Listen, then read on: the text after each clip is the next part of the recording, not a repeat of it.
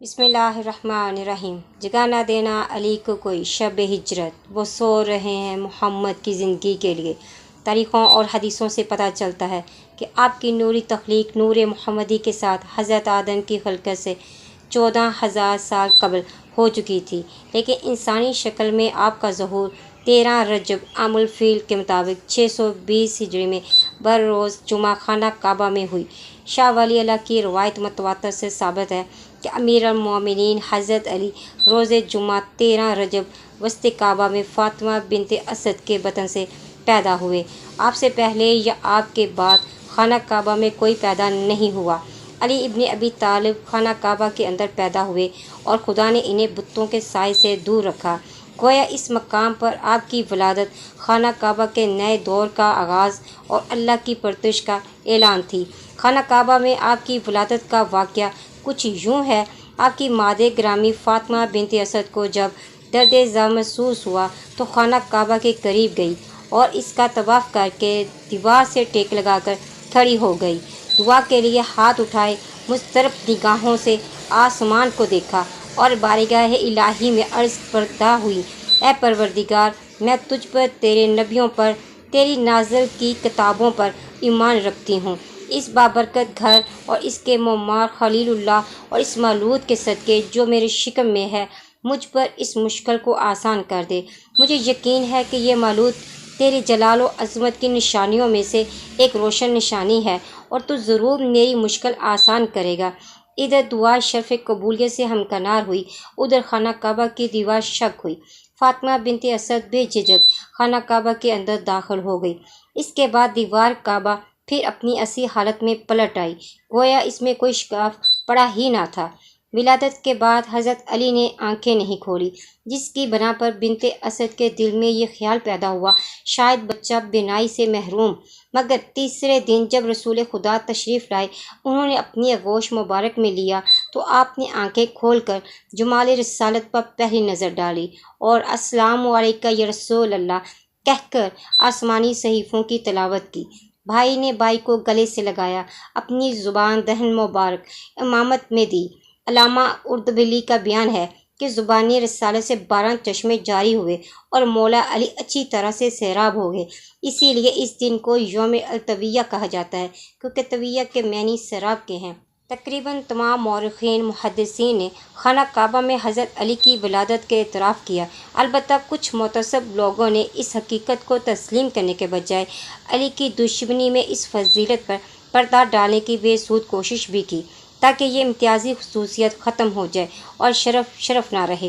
لہٰذا کبھی یہ تویل کی گئی کہ خانہ کعبہ میں پیدا ہو جانا کوئی شرف کی بات نہیں، جبکہ اس دور میں وہ محض ایک بت خانہ تھا۔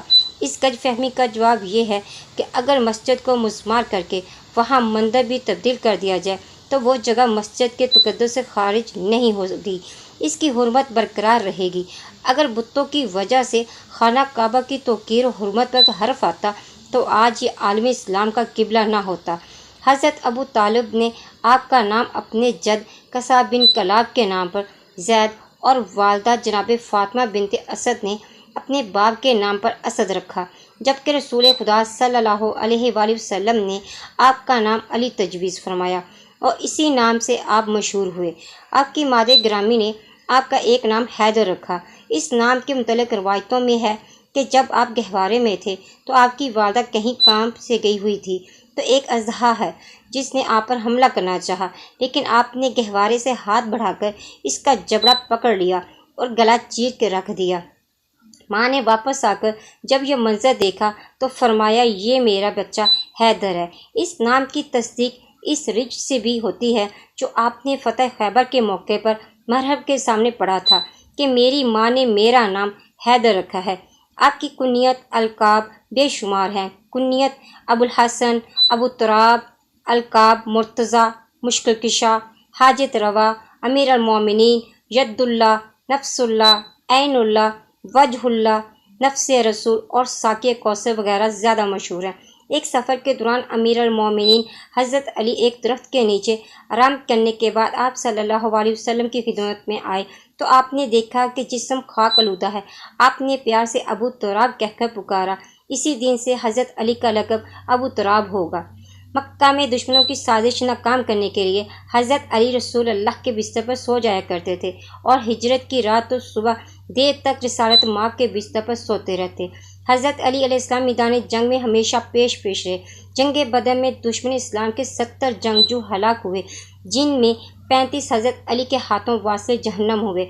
ابو سفیان کا بیٹا حنظلہ جو شجاعت اور سپاہ گری میں مشہور تھا، حضرت علی کے ایک ہی وار سے واسع جہنم ہوا۔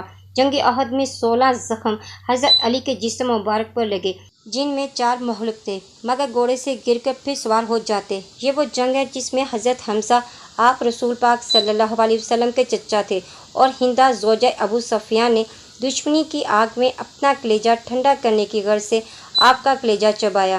جنگ خندق میں عمرو بن ورد جسے طاقتور جنگجو سے مقابلہ ہوا، اور حضرت علی نے اس خونخوار کو واسع جہنم کیا۔ مدینہ رسول میں اسلام اور مسلمانوں کو یہودیوں کی دشمنی کا سامنا تھا۔ مسلمان لشکر 1 ماہ تک یہودیوں سے برسر پیکار رہا، ایک ایک کر کے تمام قلعے فتح کر لیے۔ ناموس نامی قلعہ جو اپنی پاسداری اور مضبوطی کے اعتبار سے ناقابل تسخیر بنا ہوا تھا، فتح نہ ہو رہا تھا۔ ایک شام رسول پاک صلی اللہ علیہ وسلم نے فرمایا، کل میں علم اس کے ہاتھ میں دوں گا جو اللہ اور اس کے رسول کو دوست رکھتا ہو، اور اللہ اور رسول اس کو دوست رکھتے ہوں۔ صحیح بخاری میں ہے، اور شبلی نعمانی لکھتے ہیں، یہ نہایتی امید اور انتظار کی رات تھی۔ صحابہ نے تمام رات بے قراری سے گزاری کہ دیکھیں تاج فخر کس کے ہاتھ میں آتا ہے۔ صبح دفتن آواز کانوں میں آئی کہ علی کہاں ہے؟ یہ غیر متوقع آواز تھی، کیونکہ حضرت علی اشوب چشم کی وجہ سے جنگ سے معذور تھے۔ حکم رسالت مآب صلی اللہ علیہ وسلم پر حاضر خدمت اقدس ہوئے۔ رسول پاک صلی اللہ علیہ وسلم نے لعبدین لگایا، اللہ کے حضور دعا کی، اور علم اسلام حضرت علی کے حوالے کیا۔ پھر دنیا کفر نے دیکھا کہ حضرت علی نے یہودیوں کے مانے ہوئے پہلوان جنگجو مرہب کو تلوار کے ایک ہی وار سے 2 ٹکڑے کر دیا۔ یہودی یہ منظر دیکھ کر بھاگ گئے، اور قلعہ خیبر حکم خداوندی سے فتح ہوا۔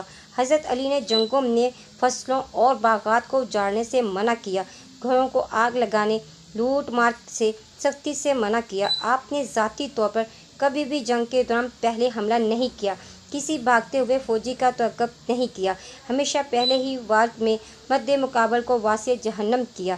مد مقابل کبھی زندہ بچ کر واپس نہیں گیا۔ فتح مکہ کے موقع پر ابو سفیان نے دیکھا کہ کس طرح حضرت ابو طالب کی تربیت، محبت اور حضرت علی کی تلوار نے دشمنان اسلام کو سرنگوں کر دیا۔ جب حیدر کرار کا ذکر ہو تو ذوالفقار کا ذکر نہ کریں تو بات ادھوری لگتی ہے۔ ذوالفقار امام علی کی مشہور تلوار کا نام ہے، اور کیونکہ اس تلوار کی پشت ریڑھ کی مہروں کی طرح سیدھی تھی، اسی لیے اس کو ذوالفقار کہا گیا۔ ایک روایت کے مطابق یہ جنگ احد میں خدا کا مولا علی کو تحفہ تھی۔ لوگوں کے درمیان ذوالفقار کے معنی امام علی کی قدرت اور شجاعت ہے۔ رسول پاک صلی اللہ علیہ وسلم نے فرمایا، لا فتح الا علی، لا سیف الا ذوالفقار۔ ذوالفقار کے سوا کوئی تلوار نہیں، اور علی کے سوا کوئی جوان نہیں۔ اس دوہری تلوار سے آپ نے سینکڑوں مشرکین کے سر قلم کیے۔ ایک روایت کے مطابق ظہور امام مہدی علیہ السلام کے وقت یہ تلوار آپ کے ہاتھ میں ہوگی، اور آپ کفار اور قاتل حسین علیہ السلام سے انتقام لیں گے۔ ایک مقام پر فرمایا، میں علم کا شہر ہوں، علی اس کا دروازہ ہے۔ علی کے چہرے کو دیکھنا عبادت ہے۔ علی کی ایک قربت ثقلین کی عبادت سے افضل ہے۔ علی تم میرے بھائی ہو، دنیا میں بھی اور آخرت میں بھی، مجھے تم پر فخر ہے۔ خانہ کعبہ بیت اللہ میں پیدا ہونے والے حضرت علی کو صبح نماز کے وقت حالت سجدہ میں مسجد کوفہ میں 19 رمضان کو ابن ملجم نے زہر آلودہ تلوار سے زخمی کیا۔ اس حقیقت سے انکار نہیں کیا جا سکتا کہ پیغمبر اکرم صلی اللہ علیہ وسلم کے بعد رائے عامہ کے جس کمزور پہلو پر اسلامی حکومت کی بنیاد رکھی گئی تھی، وہ کیسر کسرا کے طرز جہاں بانی کا پیش خیمہ ثابت ہوئی۔ اللہ کی حاکمیت کی جگہ شخصی حکومت نے لے لی، حالانکہ اسلام نے آمریت، ملوکیت اور شخصی حکومت کی کوئی گنجائش نہ تھی۔ امیر المومنین حضرت علی کی اسلامی حکومت کا پورا پس منظر حق کے قیام اور باطل کے احتساب پر مبنی تھا، چنانچہ آپ نے اپنے دور اقتدار میں انہی 2 چیزوں کو ملکوت خاطر رکھا، اپنا عہد حکومت حق کی سربلندی اور باطل کی سرکوبی کے لیے وقف کر دیا، نیز اسلامی احکام کے اجرا، اخلاقی اقتدار کے تحفظ ہی کو مقصد اولین قرار دیا۔ 19ویں شب کو امیر المومنین اپنی دختر ام کلثوم کے ہاں تشریف فرما تھے۔ انہوں نے جو کی 2 روٹیاں، 1 پیالہ دودھ اور 1 نمک آپ کی خدمت میں پیش کیا۔ آپ نے کھانے کو دیکھا تو فرمایا، میں نے یہ کبھی گوارا نہیں کیا دسترخوان پر بیک وقت 2 چیزیں ہوں۔ آپ نے دودھ کا پیالہ ہٹا دیا، نمک کے ساتھ چند لقمے تناول فرمائے، کھانے سے فارغ ہو کر حسب معمول عبادت میں مشغول ہو گئے، مگر بار بار صحن میں آتے، آسمان پر نظر کرتے، فرماتے، خدا کی قسم یہی وہ رات ہے جس کا مجھ سے وعدہ کیا گیا ہے۔ آپ کرب و اضطراب کی حالت میں سورۃ یاسین کی تلاوت فرماتے، کبھی انا للہ و انا الیہ راجعون کہتے، کبھی فرماتے، پروردگار میری موت کو بابرکت قرار دے۔ ام کلثوم نے یہ کیفیت دیکھی تو کہا، بابا آج آپ اتنے پریشان حال کیوں ہیں؟ فرمایا، بیٹی آخرت کی منزل درپیش ہے۔ ام کلثوم کی آنکھوں میں آنسو آ گئے۔ کہا، بابا جان آج آپ مسجد میں تشریف نہ لے جائیں۔ امیر المومنین اٹھ کھڑے ہوئے، جب صحن خانہ میں آئے، گھر میں پلی ہوئی بطخوں نے چیختے چلاتے ہوئے اپنی منکاروں سے آپ کا دامن تھام لیا۔ امام حسن نے جب انہیں ہٹانا چاہا، آپ نے فرمایا، چھوڑ دو۔ پھر آپ نے ام کلثوم سے فرمایا، بیٹی بے زبان جانور ہیں، ان کے دانہ پانی کا خیال رکھنا۔ آپ مسجد میں تشریف لائے، چند رکعت نماز پڑھی، گلدستہ اذان پر کھڑے ہو کر آپ نے اذان دی۔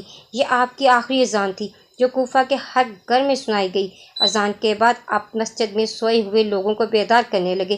انہی میں ابن ملجم بھی تھا جو اوندا پڑا ہوا تھا۔ آپ نے اسے پاؤں کی ٹھوکر مار کر اٹھایا۔ آپ جب محراب عبادت میں کھڑے ہو گئے، نافلہ صبح کی پہلی رکعت کے سجدے سے سر اٹھایا۔ شبی بن بحیرہ نے آپ پر تلوار سے حملہ کیا، مگر تلوار ستون مسجد سے ٹکرائی۔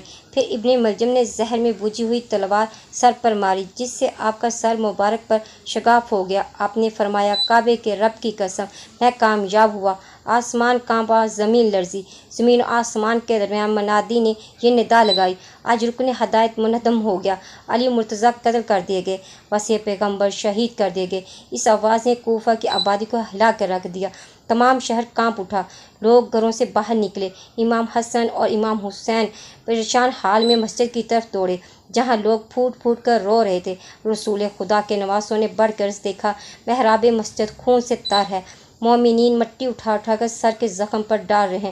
المختصر 19ویں اور 20ویں رات انتہائی کرب و اضطراب کے عالم میں گزاری۔ جب 20واں ماہ رمضان کی رات کا 2/3 حصہ گزر چکا تو موت کا پسینہ آیا۔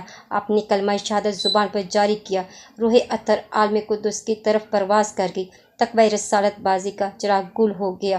انا للہ و انا الیہ راجعون۔